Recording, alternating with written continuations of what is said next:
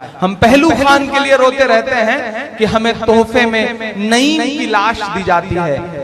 एक दो जख्म नहीं सारा बदन है छलनी, दर्द बेचारा परेशान है कहां से उठे। मैं उस दर्द को आपसे साझा करना चाहता हूं, आपसे बांटना चाहता हूं। पढ़ता हूं साहब, लेकिन 4 मिसरे ये पहले सुन लें ताकि उस नज्म की तमहीद बन सके। कि और कितना हमें बर्बाद करोगे साहिब, क्या सितम और नया ईजाद करोगे साहिब। साहिब का मतलब है इस मुल्क की सबसे बड़ी कुर्सी पे बैठे हुए शख्स से बात कर रहा हूं मैं। कि और कितना हमें बर्बाद करोगे साहिब, क्या सितम और नया ईजाद करोगे साहिब। खुद के औलाद नहीं है तो बताओ इतना, कितनी माँ को बे औलाद करोगे साहिब, करोगे साहिब।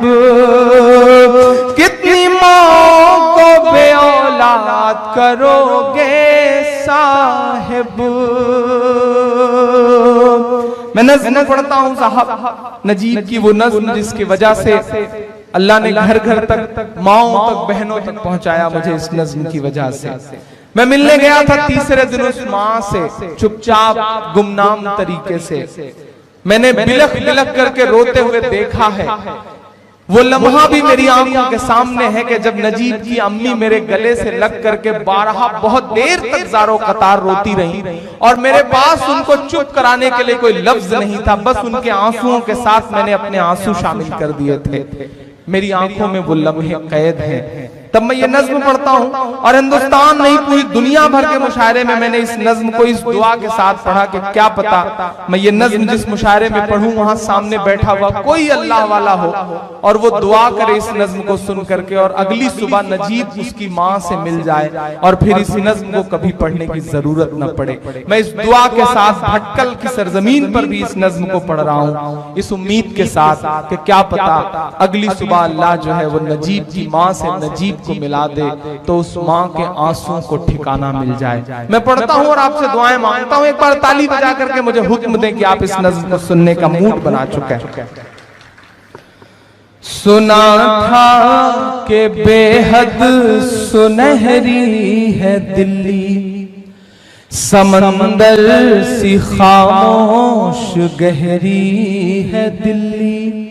सुना था कि बेहद सुनहरी है दिल्ली, समंदर सी खामोश गहरी है दिल्ली। मगर एक माँ की सदा सुन न पाए तो लगता है गूंगी है बहरी है दिल्ली। बहुत रोया था मैं इस नज्म को कहते हुए, बारहा इस नज्म को पढ़ते हुए रो देता हूँ। न जाने क्यों मुझे ऐसा लगता है कि अगर नजीब की जगह मेरी अम्मी होती तो नजीब की अम्मी की जगह, गायब नजीब की जगह मैं होता तो, गायब नजीब की जगह कोई गौरव होता, कोई राजेश होता, कोई अनिल होता तो क्या तब भी एक माँ के आंसुओं को ऐसे ही नजरअंदाज कर दिया जाता? नफरतें कहाँ आ गई हैं कि अब माँ के आंसू भी मजहब और जात देख करके तौले जाते हैं, लेकिन माँ के आंसुओं का तो कोई मजहब नहीं होता ना, माँ तो माँ होती है। मैं पढ़ता हूँ साहब और आपसे दुआएं मांगता हूँ कि सुना था कि बेहद सुनहरी है दिल्ली, समंदर सी खामोश गहरी है दिल्ली। मगर एक माँ की सदा सुन न पाए तो लगता है गूंगी है बहरी है दिल्ली। थोड़ी देर के लिए मैं दोस्त से गुजारिश करूंगा कि समोसा और ये चाय थोड़ी देर के लिए इस नज्म तक के लिए बंद कर दें, इन्हें वापस पीछे भेज दें थोड़ी देर। आप सब चूंकि इस नज्म के साथ मेरा इतना दिल जुड़ा हुआ है कि मैं इस नज्म में कोई डिस्टर्बेंस मुझे भी लगता है कि ना हो तो अच्छा है। मैं पढ़ता हूं, आप सुनेगा कि सुना था कि बेहद सुनहरी है दिल्ली, समंदर सी खामोश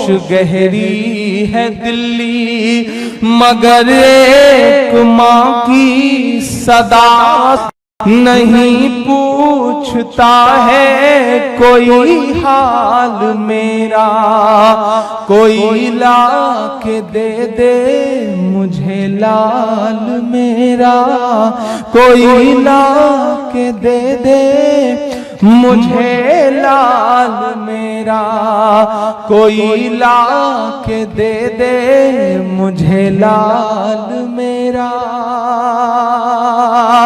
पहला बंद पढ़ता हूं इस नज्म का साथ कि उसे लेके वापस चली जाऊंगी मैं, पलट कर कभी फिर नहीं आऊंगी मैं।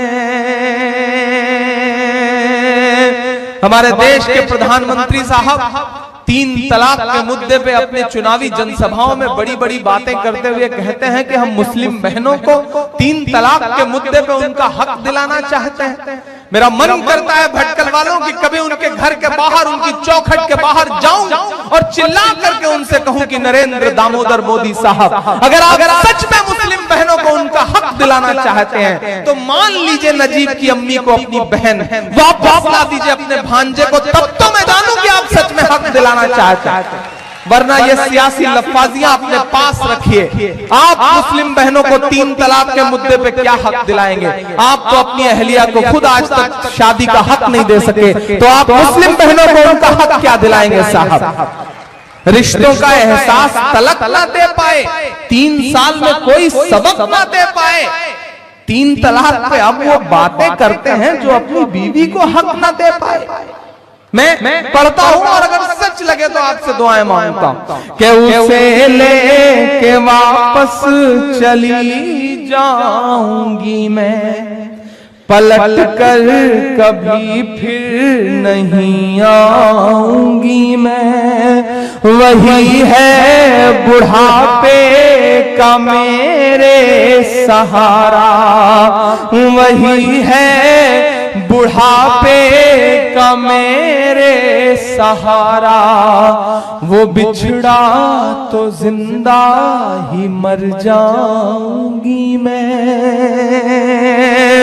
उसे लेके वापस चली जाऊंगी मैं, पलट कर कभी फिर नहीं आऊंगी मैं। वही है बुढ़ापे का मेरे सहारा, वो बिछड़ा तो जिंदा ही मर जाऊंगी मैं। वही है मेरी जिंदगी की कमाई, वही है मेरी जिंदगी की कमाई, वही तो है सदियों का आमाल मेरा। कोई ला के दे मुझे लाल मेरा, कोई ला के दे मुझे लाल मेरा, कोई ला के दे मुझे लाल मेरा। आखिरी बंद पढ़ता हूं इस नज़्म का साहब।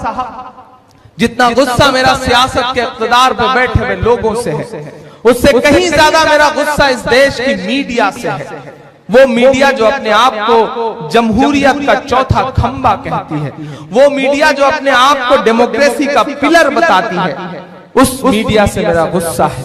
मैं कभी कभी जो ऑप्शनल मीडिया तैयार हो गए हैं, साहिल ऑनलाइन जैसे जो छोटे छोटे फोरम तैयार हुए हैं, मैं उनको सलाम करूंगा कि वो सच्चाइयों को दुनिया के सामने रख रहे हैं। वरना आज तो हालत ये हो गई है साहब के अपने न्यूज रूम में, एसी न्यूज रूम में कॉलर टाइट करके, टाई लगा करके बैठा हुआ एंकर भ्रष्टाचार पे बातें करता है, करप्शन पर बातें करता है, और खुद सैकड़ों करोड़ रुपए उसने पिछले 10 साल में जर्नलिज्म से कमा लिए।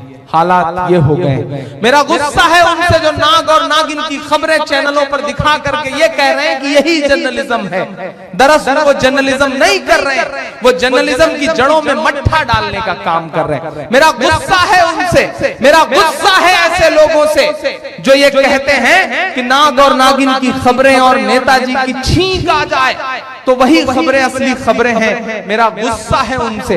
मैं उनके नाम एक बंद करता हूं, अगर सच लग जाए कि इमरान का ये गुस्सा जायज है और इमरान ही इस तेवर के साथ ये बात कह सकता है तो आपकी दुआएं मुझे चाहिए। मैं पढ़ता हूं साहब कि ये टीवी के एंकर कहां मर गए हैं।